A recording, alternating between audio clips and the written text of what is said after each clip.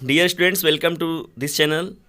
Students, आज हम सभी लोग दीर्घ उत्तरीय प्रश्न पर बात करने वाले हैं, जो कि सिविक्स के बहुत ही मोस्ट इंपॉर्टेंट प्रश्न हैं ये। तो नागरिक शास्त्र के दीर्घ उत्तरीय प्रश्न में जो मैंने कुछ प्रश्नों का कलेक्शन किया हुआ है, जो यूपी बोर्ड एग्जाम 2021 के लिए बहुत ही इंपॉर्टेंट होने वाला है।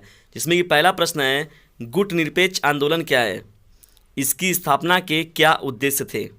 यह बहुत ही इंपॉर्टेंट प्रश्न है। सेकंड प्रश्न की ओर पढ़ते हैं हम लोग स्टूडेंट्स। साख थेरेपी क्या थी, क्या साम्यवाद से पूंजीवाद की ओर संक्रमण का सबसे बेहतर तरीका था। तो इसके बारे में यह भी प्रश्न जो है हम लोग का बहुत ही महत्वपूर्ण है। थर्ड प्रश्न जो पढ़ते हैं हम लोग स्टूडेंट्स, सोवियत प्रणाली से क्या अभिप्राय है, इस प्रणाली की प्रमुख विशेषताएं बताइए।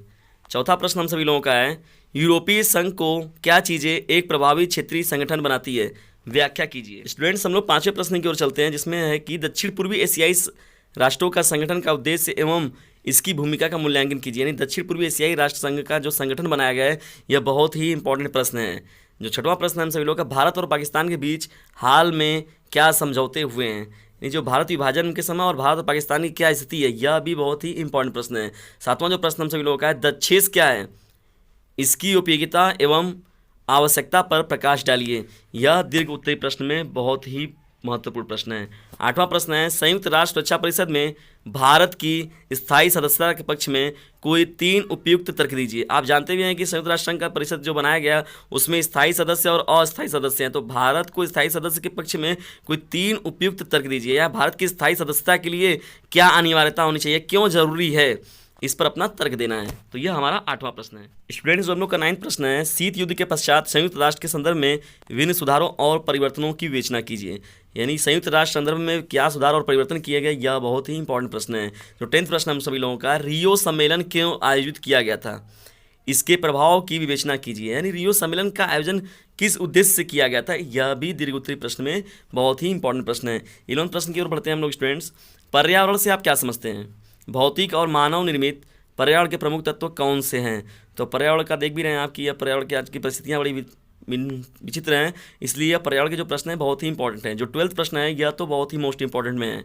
राज्य पुनर्गठन आयोग का क्या कार्य था, इसकी प्रमुख सिफारिश क्या थी। तो राज्य पुनर्गठन आयोग कब, क्यों, कैसे लाया गया, इसका कार्य क्या था, यह बहुत ही महत्वपूर्ण प्रश्न है। 13वां प्रश्न है, नए राष्ट्र के रूप में भारत का उदय तथा नए राष्ट्र के प्रमुख चुनौतियों का वर्णन कीजिए। यानी जब भारत हमारा आज़ाद हुआ, स्वतंत्र हुआ, तो यहाँ पर कहा गया, उसमें जब बंटवारा भी हम लोग का विभाजन भी हो गया, तो उस समय क्या चुनौतियाँ हमारे देश में थी, यह बहुत ही इंपॉर्टेंट प्रश्न है। तो 14वां प्रश्न है, नीति आयोग के उद्देश्य एवं कार्यों का वर्णन कीजिए। तो नीति आयोग, जैसा कि आप लोग जानते हैं कि पंचवर्षीय योजना पहले आती थी, तो उसकी जहाँ पर यहाँ पर क्या किया गया, नीति आयोग को लाया गया। नीति का पूरा फुल फॉर्म होता है national institute for transforming India. तो ये नीति आयोग जो बनाया गया है, तो इसका उद्देश्य और कार्य क्या है, यह भी बहुत ही महत्वपूर्ण प्रश्न है। जो 15वां प्रश्न हम लोग का दीर्घ उत्तरी में है, हरित क्रांति क्या थी, हरित क्रांति के 2 सकारात्मक और 2 नकारात्मक परिणामों को लिखें। यह लघु उत्तरीय प्रश्न में भी बहुत ही इंपॉर्टेंट प्रश्न है हरित क्रांति से संबंधित। जो 16वां प्रश्न हम लोग का है, भारतीय विदेश नीति के आधारभूत सिद्धांतों का वर्णन कीजिए। यानी 16वां जो प्रश्न हम सभी लोगों का है, भारतीय विदेश नीति के आधारभूत सिद्धांत क्या थे, इनके बारे में बताइए। स्टूडेंट्स, हम लोग का अगला जो प्रश्न है 17वां, भारत और पाकिस्तान के बीच तनाव के प्रमुख कारणों का वर्णन कीजिए। यह भी आपके महत्वपूर्ण प्रश्नों में है। 18वां जो प्रश्न है, भारत में आपातकाल कब लागू हुआ, क्या आपातकाल लागू करना आवश्यक है, इसके परिणामों की चर्चा कीजिए। नहीं, आपातकाल क्या होता है, या क्यों लाया गया, या इसका क्या परिणाम होता है, यह बहुत ही महत्वपूर्ण है। और आप देख भी रहे हैं कि अभी कोरोना महाकाल में भी ये चीज़ें थी, हम लोग को देखने को कहीं कहीं मिल रही थी।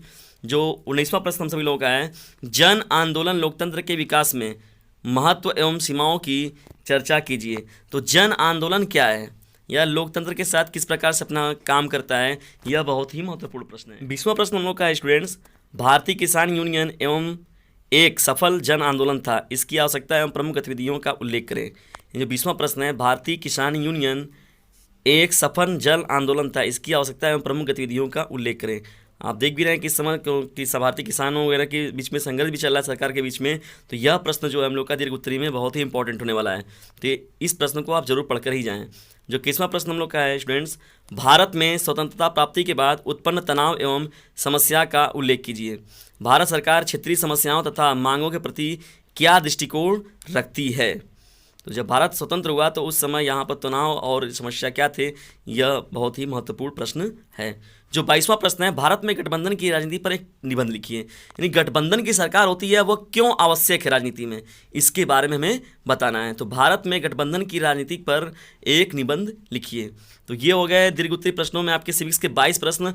बहुत ही मोस्ट इंपॉर्टेंट प्रश्न हैं, यहीं से प्रश्न आपके ज़्यादातर मिलने की पूरी संभावना है, इसलिए इन प्रश्नों को आप अध्ययन जरूर करके जाएं और इन प्रश्नों को कभी भी न छोड़ें।